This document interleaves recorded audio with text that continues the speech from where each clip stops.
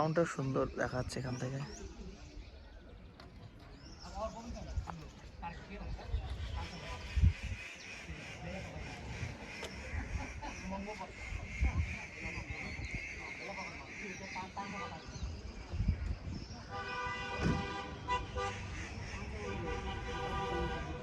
এখন আমরা এসেছি লামাহাটা ইকো পার্কে। ওই যে লামাহাটা ইকো পার্ক, মানে একটা ছবির মতন সুন্দর জায়গা। ছবি যেরকম সুন্দরভাবে আঁকা হয়, বলতে গেলে সেরকম ছবি মনে হচ্ছে একটা ছবি।